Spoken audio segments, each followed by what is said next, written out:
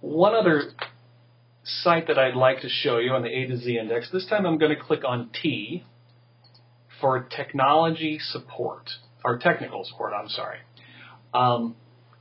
You do have the opportunity to work with people on campus, so if you have questions, let's say your password's not working, let's say your computer is locked up, let's say you don't know how to use a certain tool, and you need some assistance, please recognize that we have people here to help you.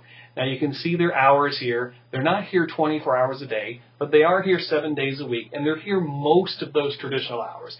If you're not in the central time zone, realize these hours are central. So I would encourage you to take advantage of them. The technical support people are part of the Information Technology Services Office at UIS. And this office, the ITS office, provides training in software to our students. One of the softwares that I really think all students at UIS should be taking advantage of is eDocs, which is a software that we have here at UIS. As a student at UIS, we've given you 1 gigabyte of storage space on our system. And so I encourage you, definitely save your information locally, but also save it on our servers as well. Have a backup plan in place. Every semester I hear from 1 or 2 students who tell me about a laptop that blew up, or a hard drive that stopped working, or a thumb drive that they stored all their information on that disappeared, or even worse, people who have just tragedies in their life and their house burns down. And what happens at that point is no matter how simple, how much in control you thought you were of your data, it's suddenly gone. And all the work you've done at UIS, all the information you've amassed while you've been a student here disappears. So what I want to encourage you to do is to use that gigabyte of storage space in our eDoc system to back up your life here at UIS so that it's always there. It's a little difficult to find training on eDoc, so I'm going to encourage you to put your cursor in the search engine here and to type in the word eDocs. It's E-D-O-C-S.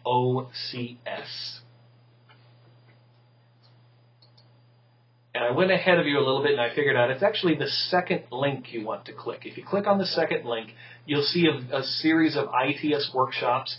These might be interesting for you to know as well. You can participate in some online workshops here at UIS. But in particular, I want you to look at the eDocs workshop. And if you see here under eDoc workshop videos, the first one is 38 minutes long. And if you click here, you're going to see a video similar to the one that you saw earlier. But this is the actual training that all of us on campus get. It's with a very good trainer. I promise you she's very skilled. And she will tell you everything you need to know about eDocs. Having said that, let me show you briefly what eDocs is. I have my eDocs open here. Let me pull this up a little bit more so you can see it better. Basically, these are all the things that I'm storing on my system, and they're just like yours.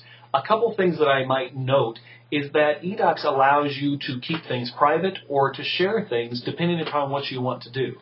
So for example, here you can see, here's my work files. This is where all the letters I write to people, this is all private stuff. I don't want people to know this. And you can see under shared to that it's shared to no one. It's only me and it's password protected. On the other hand, you can see right here, Mike is my brother, and at one point I was sharing some photographs with him, so I put the photographs on eDocs, and I shared it with some, meaning I have access to it, and I gave my brother Mike access to it as well by sending him an email link.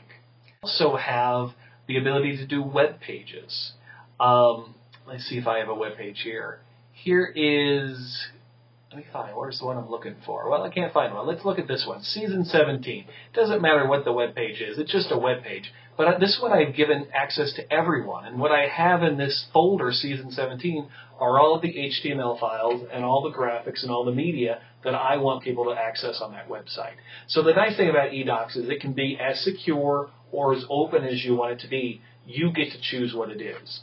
So what I'm going to encourage you to do as students is every semester make a file for every one of your classes. So there should be, for example, a file here called LIS301. And in that file, I want you to put every paper you write. I want you to put every handout that you get on the Blackboard. If you feel like information is important enough on Blackboard, I want you to copy it out, put it in a Word document, and save that Word document there. Save everything here because then you have a record of what you've been exposed to and what you've learned here. This is not only because you deserve this, you're paying for this information, but having all of that information is going to be really important when you enter LIS 451. Because remember, you're going to tell us in LIS 301 what you plan to learn, but in LIS 451, you're going to tell us what you did learn. And it's going to be important to have all this information to look back on so that you make that process a little bit easier for yourself. So please, I promise you, that you can tell I'm begging now. Please take advantage of eDocs. Please start a directory for every class you take, and please store all of your information on it. So again, this is just an overview of some websites and some services that I really think you should spend some time playing with and getting to know before you actually get into the heat of the semester. If you have any questions, you know how to get a hold of me. I'd be happy to answer any questions. If you have any questions about individual products, it may be better that you talk to the people who are servicing them. If you don't know who to contact, though, definitely contact me and I'll send you in the right direction.